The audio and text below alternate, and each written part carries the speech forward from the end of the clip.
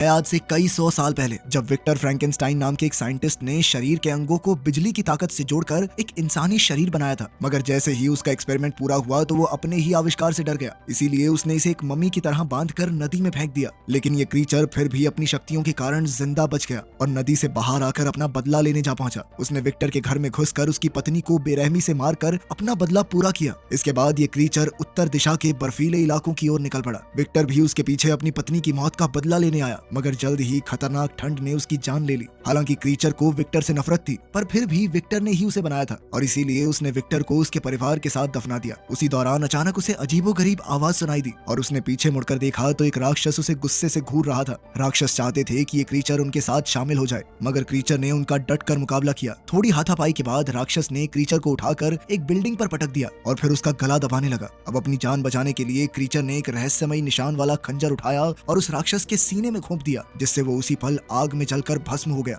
उसी समय वहां मौजूद एक पत्थर की भयानक मूर्ति की आंखें खुल गई, जिससे ये पता चला कि वो जिंदा थी। इन मूर्तियों को गारगोयल्स कहा जाता था। कुछ ही पलों में बाकी गारगोयल्स भी जिंदा होने लगे और इधर क्रीचर अब भी राक्षसों का मुकाबला करने में लगा हुआ था, मगर बदकिस्मती से वो ज्यादा देर तक टिक नहीं पाया और बेहोश होकर गिर गया। तब एक राक्षस गुस्से में उसे पीटने लगा, मगर उसने क्रीचर को जान से नहीं मारा, क्योंकि वो उसे नबेरियस नाम के एक आदमी के हवाले करना चाहता था। लेकिन अचानक गारगोयल्स वहां आ पहुंचे और अपने पवित्र हथियारों से राक्षसों को मौत के घाट उतारने लगे। एक एक करके सभी राक्षस आग में जलकर भस्म हो गए। तब ओफिर और केजाया नाम के गारगोयल्स ने अपना इंसानी रूप लेकर क्रीचर को देखा और हिसाब लगाया कि ये कोई आम इंसान नहीं बल्कि कोई खास तरह का जीव है, क्योंकि वो राक्षसों के हमले से बच निकला था। फिर ओफिर विक्टर की कब्र के पास गया तो वहां उसे विक्टर की डायरी मिली। खैर कुछ समय बाद जब क्रीचर की आंख खुली तो वो ओफिर और केजाया के साथ एक अजीबोगरीब कमरे में कैद था। उसी समय गारगोयल्स की रानी लियोनोर और उसका गार्ड गिडियन वहां आए। गिडियन का कहना था कि उन्हें इसी समय क्रीचर को मौत के घाट उतार देना चाहिए। ये सुनते ही क्रीचर अपनी बेड़ियां तोड़ने के लिए छटपटाने लगा, जिसके बाद केजाया और ओफिर ने उसकी गर्दन पर चाकू रख दिए।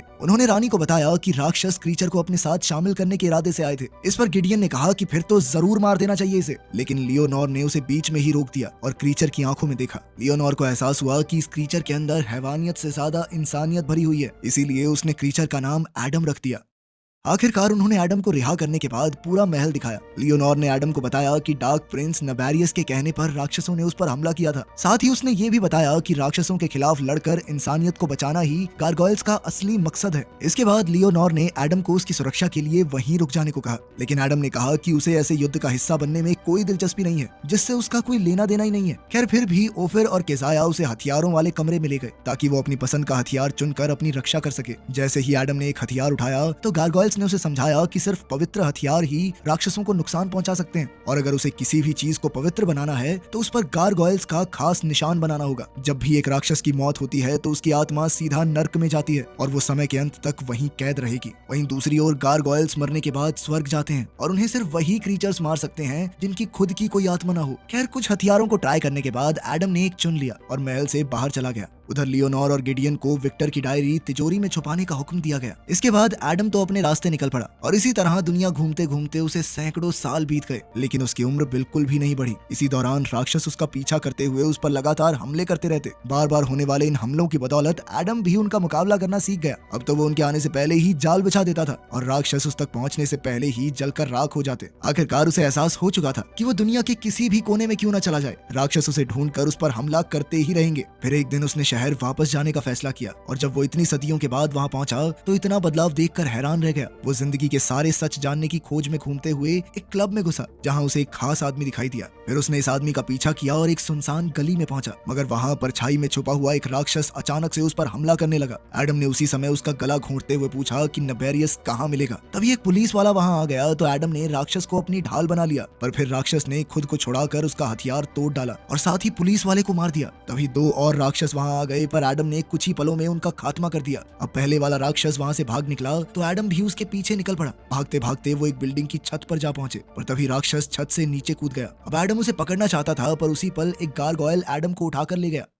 वहीं दूसरी ओर एक खुफिया लैब में टेरा और कार्ल नाम के साइंटिस्ट एक खास एक्सपेरिमेंट पर काम कर रहे थे। उन्होंने एक मरे हुए चूहे को भारी भरकम मशीन से बांध दिया और मशीन चालू होते ही चूहे की धड़कनें फिर से चलने लगी, लेकिन फिर कुछ ही पलों में उसे दिल का दौरा पड़ गया। उसी समय मशीन अचानक बंद पड़ गई, पर कार्ल को इस बात की खुशी थी कि कुछ पलों के लिए ही सही पर धड़कन तो चली। इधर इस प्रोजेक्ट का मालिक नबेरियस ये सब देख रहा था। उसी समय जो राक्षस एडम पर हमला करके आया था वो नबेरियस के सामने आया और पूरी कहानी बढ़ा चढ़ा कर सुनाई, मगर जल्द ही नबेरियस को उसके झूठ पर शक हो गया और उसने राक्षस को जोरदार मुक्का दे मारा। वहीं दूसरी ओर गारगोयल एडम को उड़ाकर महल में ले आया था और ये सब बाहर मौजूद एक राक्षस ने देख लिया था। महल में पहुंचने के बाद गारगोयल अपने इंसानी रूप में आ गया और तब पता चला कि वो कोई और नहीं बल्कि ओफिर था। उसी पल अंधेरे में से कई गारगोयल्स बाहर आ गए और उन्होंने जबरदस्ती एडम के हाथ पैर बांध दिए। आखिर में गिडियन ने तो उसके गले में एक लोहे का पट्टा तक डाल दिया। इसके बाद एडम को एक कुर्सी पर बांध दिया गया और फिर लियोनोर ने वहां आकर कहा कि उन्हें अपनी लड़ाई परछाई की तरह छुपकर लड़नी होगी। तब गिडियन ने कहा कि एडम की लापरवाही की वजह से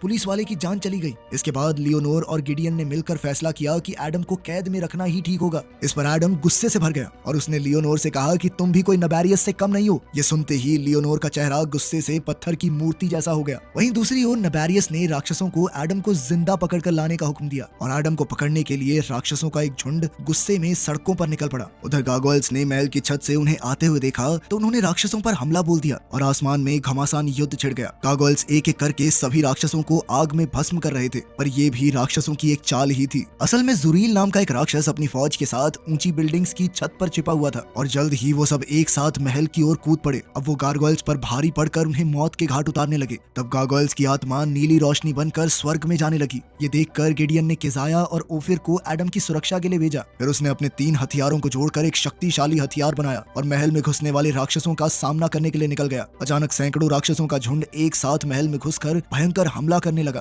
पर गिडियन और उसके 2 साथियों ने मिलकर अपनी जबरदस्त ताकत और बहादुरी से राक्षसों को धूल चटा दी। फिर गिडियन ने कुछ राक्षसों को मारकर खिड़की से बाहर फेंक दिया और खुद गार्गोयल का रूप लेकर उड़ गया। उधर ओफिर और किजाया एडम की सुरक्षा कर रहे थे तो एडम कहने लगा कि मेरे बिना तुम ये लड़ाई नहीं जीत पाओगे, आजाद कर दो मुझे। आखिरकार ओफिर ने उसे रिहा करके एक हथियार दिया और उसी पल राक्षसों ने दरवाजा पीटना शुरू कर दिया। तब एडम ने खुद ही दरवाजा तोड़कर उसे ढाल बना लिया और राक्षसों के ऊपर टूट पड़ा। पीछे से ओफिर और किजाया भी एक एक करके राक्षसों को मौत के घाट उतार रहे थे। अचानक एक राक्षस ने किजाया की पीठ पर वार कर दिया और वो दर्द से कराहते हुए नीचे गिर गई। तभी ओफिर पर भी जानलेवा वार हुआ और किजाया ने अपनी आंखों के सामने ओफिर को मरते देखा। फिर जैसे ही 12 बजे तो घड़ी की घंटी बजी, जिसके बाद गिडियन महल के सबसे ऊपरी टावर पर जाकर खड़ा हो गया। उसने देखा कि उसके लोग धीरे धीरे मरते जा रहे थे तो वो गुस्से में चिल्लाता हुआ तेजी से नीचे की तरफ उड़ा। उसके रास्ते में जो भी राक्षस आया गिडियन ने एक ही पल में उसका सर धड़ से अलग कर दिया। गिडियन का ऐसा भयानक रूप देखकर जल्द ही राक्षस वहां से भागने लगे और बचे हुए गारगोयल्स उनके पीछे दौड़े।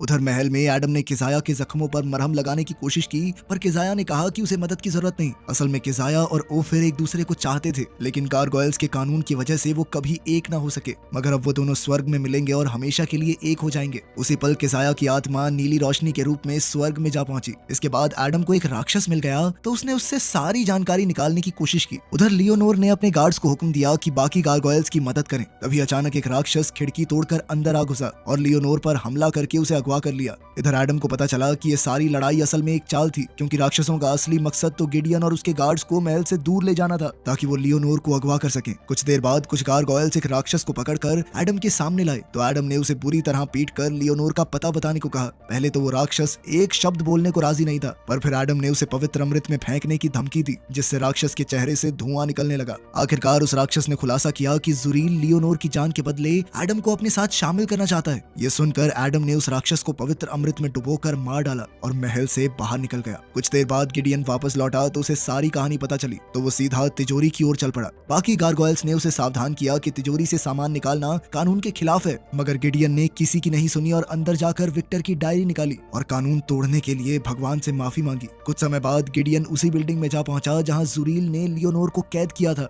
जल्द ही एडम भी वहां आ पहुंचा, पर वो किसी के सामने नहीं आया। कुछ ही पलों में वहां कई राक्षस इकट्ठा हो गए और तब गिडियन ने लियोनोर की आजादी के बदले में राक्षसों को विक्टर की डायरी देने का ऑफर दिया। हालांकि लियोनोर ने उसे ऐसा करने से मना किया, मगर फिर भी गिडियन ने उसे जुरील के पैरों में रख दिया। जैसे ही जुरील डायरी उठाने के लिए झुका तो उसी पल गिडियन लियोनोर को उठाकर तेजी से उड़ गया। उसी समय एडम अंधेरे से बाहर आया ताकि वो राक्षसों का मुकाबला कर सके, लेकिन जुरील डायरी लेकर वहां से भाग निकला और एडम राक्षसों को खत्म करने लगा। उसने कुछ ही पलों में सभी राक्षसों को मौत के घाट उतार दिया और फिर जुरील का पीछा करने लगा।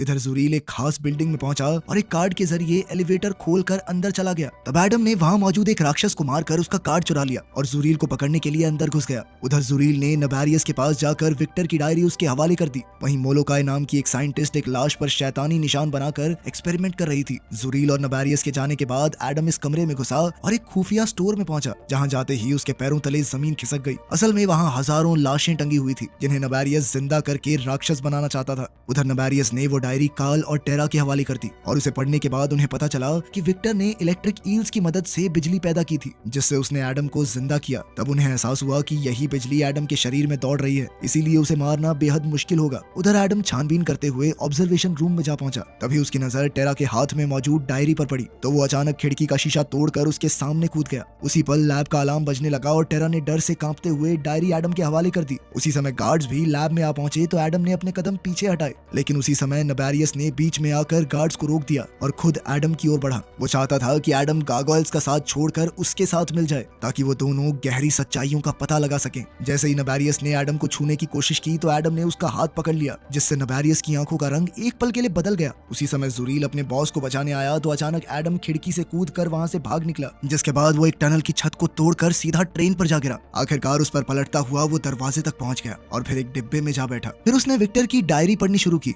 मगर जब उसने विक्टर के एक्सपेरिमेंट को लेकर सारी बातें पढ़ी और अपने चेहरे की तस्वीर देखी तो उसे काफी घबराहट हुई और उसने अचानक डायरी बंद कर दी। वहीं दूसरी ओर नबेरियस ने टेरा को घर जाकर आराम करने को कहा। असल में वो जानता था कि एडम डायरी में लिखी बातें समझने के लिए टेरा के पास जरूर जाएगा और यही बात सच भी साबित हुई। जल्द ही हम देखते हैं कि एडम शहर में टेरा का पीछा कर रहा था। जल्द ही टेरा को भी एहसास हो गया कि कोई तो उसका पीछा कर रहा है, तो उसने छुपने की कोशिश की, मगर एडम अचानक उसके पीछे आ गया। उसने टेरा का मुंह बंद करके उसे वादा किया कि वो उसे कोई नुकसान नहीं पहुंचाएगा। फिर उसने टेरा को आजाद करके अपने साथ चलने को कहा। उसके साथ चलते हुए एडम ने उसे राक्षसों और गार्गोयल्स के बीच चल रहे सदियों पुराने युद्ध के बारे में बताया।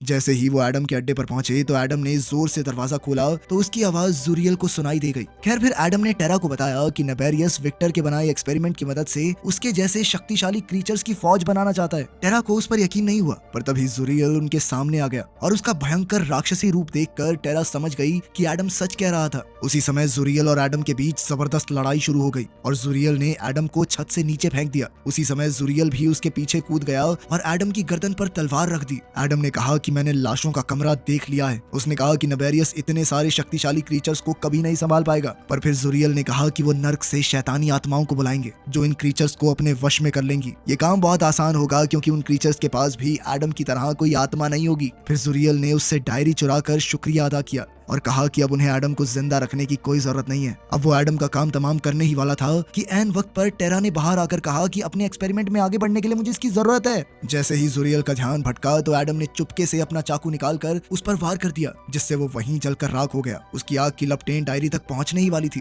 पर तभी टेरा ने उसे जुरियल के हाथ से छीन लिया। इसके बाद एडम और टेरा दोनों उसके खुफिया अड्डे पर पहुंचे, जहाँ टेरा ने एडम के जख्मों पर मरहम लगाई और कहा कि तुम इंसान हो और इंसान ही रहोगे। तुम्हें राक्षस सिर्फ तुम्हारे अंदर की हैवानियत बना सकती है, कोई और नहीं। खैर फिर एडम सो गया और टेरा विक्टर की डायरी पढ़ने लगी। बाद में जब एडम की आंख खुली तो टेरा ने कहा कि उसने पूरी डायरी पढ़ ली है। अब वो जानती है कि क्रीचर्स को जिंदा कैसे किया जा सकता है। विक्टर का सपना था कि वो एडम के एक साथी को पैदा करे और अब टेरा उसका सपना पूरा करना चाहती थी। उसी समय काल ने टेरा को फोन किया और उन्होंने शाम को मिलने का फैसला किया, मगर बदकिस्मती से नबेरियस के गार्ड्स ने काल की सारी बातें सुन ली। खैर इधर टेरा काल से मिलने निकल गई, पर जाने से पहले उसने एडम से कहा कि वो उसका पीछा न करे। तब एडम ने उसे सुरक्षा के लिए अपना चाकू दे दिया। आखिरकार जब टेरा काल से मिली तो पता चला कि काल ने नबेरियस के दबाव में आकर उसे मिलने बुलाया था। तब टेरा ने उस चाकू से अपना बचाव करने की कोशिश की, मगर गार्ड ने तुरंत उसकी कलाई मरोड़कर चाकू फेंक दिया। दूसरी ओर एडम गार्गोयल्स के महल में पहुंचा, जहां गार्गोयल्स ने उसे पकड़कर लियोनोर के सामने पेश किया। एडम ने लियोनोर के सामने नबेरियस का पूरा मकसद बताया। एडम ने कहा कि टेरा की जान खतरे में है और उसे उसकी रक्षा के लिए जाना होगा। तब लियोनोर ने एडम और टेरा का साथ देने का वादा किया और फिर एडम टेरा को ढूंढने निकल पड़ा, मगर उसके जाते ही लियोनोर ने गिडियन को एडम का पीछा करने को कहा।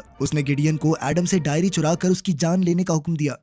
जब एडम एक गली से गुजर रहा था तो अचानक उसे एक अजीबोगरीब आवाज सुनाई दी। उसने एक बिल्डिंग में घुसकर कुल्हाड़ी उठाई और आगे बढ़ गया। आखिरकार जब वो अपने अड्डे पर पहुंचा तो उसे डायरी जमीन पर पड़ी मिली, लेकिन उसे टेरा कहीं नजर नहीं आई। तभी अचानक उसे शीशे में किसी की परछाई दिखाई दी और उसी पल गिडियन ने उस पर जबरदस्त हमला करके उसे दीवार के आर पार कर दिया। जैसे ही गिडियन ने उस पर अगला वार किया तो वो दरवाजा तोड़ते हुए दीवार से नीचे लटक गया। तब गिडियन ने वहां आकर उसकी कुल्हाड़ी निकाल दी, जिससे एडम नीचे गिर गया। अब वो जैसे ही वापस ऊपर चढ़ा तो उसे गिडियन कहीं दिखाई नहीं दिया। उसी समय गिडियन ऊपर से उड़ते हुए आया और एडम की गर्दन पकड़कर उसे एक के बाद एक दीवार पर पटकता हुआ नीचे जाने लगा। आखिरकार उसने एडम को छोड़ दिया तो एडम ने उसकी कुल्हाड़ी निकाल ली। अंत में वो एक गाड़ी पर जा गिरे जहाँ गिडियन एडम के ऊपर था। उसी पल गिडियन को एहसास हुआ कि उसका अपना हथियार उसके सीने में घुस चुका है। एडम ने उसे याद दिलाया कि मेरी कोई आत्मा ही नहीं है, मुझे कैसे मारोगे तुम। और तभी गिडियन नीली रोशनी के रूप में स्वर्ग चला गया। इस रोशनी को देखकर दो गारगोयल्स तुरंत उस जगह पर आ पहुंचे, पर वहां उन्हें सिर्फ गिडियन के कपड़े मिले जिन्हें वो लियोनोर के सामने ले गए। वहीं दूसरी ओर लैब में टेरा ने नबेरियस की मदद करने से इनकार कर दिया तो नबेरियस ने गुस्से में आकर काल को मार डाला ताकि टेरा उसका हुक्म माने।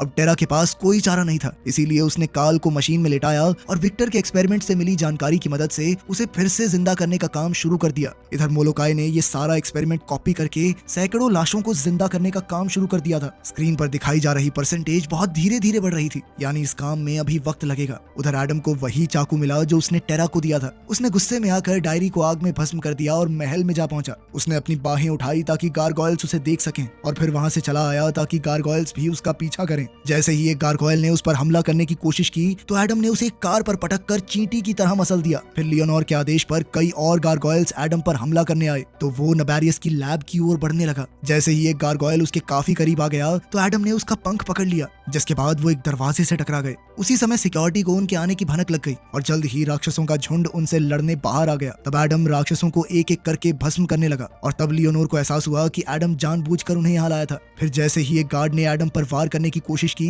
तो एक गारगोयल ने बीच में आकर उसे हवा में ले जाकर मार डाला। इसके बाद बाकी गारगोयल्स भी इस युद्ध में शामिल हो गए और सब मिलकर राक्षसों को खत्म करने लगे। उसी समय लियोनोर ने मोलोकाई को एक खुफिया दरवाजे से भागते देखा और इधर एडम ने एक लैब में घुसकर नबेरियस को ढूंढ निकाला। उसी समय नबेरियस राक्षसी रूप में आ गया और एडम का सामना करने को तैयार हो गया। टेरा ने इसी मौके का फायदा उठाकर मशीन बंद करने की कोशिश की, पर वो कंप्यूटर को एक्सेस नहीं कर पा रही थी। उसी पल नबेरियस ने उसे ऐसा करते देख लिया और उसने गुस्से में टेरा को गर्दन से उठाकर मशीन की ओर फेंक दिया, जिसमें हजारों वॉट की बिजली दौड़ रही थी। लेकिन ऐन वक्त पर एडम ने टेरा को हवा में ही पकड़ लिया, लेकिन इस दौरान वो खुद मशीन से टकरा गया, जिससे उसे जोरदार बिजली का झटका लगा। आखिरकार टेरा और एडम जमीन पर जा गिरे और एडम दर्द से करहाने लगा। वहीं दूसरी ओर लियोनोर और कुछ गारगोयल्स मोलोकाई की लैब में जा पहुंचे, जहां उन्होंने क्रीचर्स की लाशें और मशीन देखी। उसके मुताबिक इन्हें जिंदा करने का 40% काम पूरा हो चुका था। इधर नबेरियस ने एडम को उठाकर कहा कि मैं जानता हूँ कि तुम्हें भी आत्मा चाहिए। फिर नबेरियस ने उसके माथे पर एक शैतानी निशान बनाया और मंत्र पढ़कर नर्क से शैतानी आत्माओं को बुलाने लगा। वहीं राक्षसों की लैब में 92% काम पूरा हो चुका था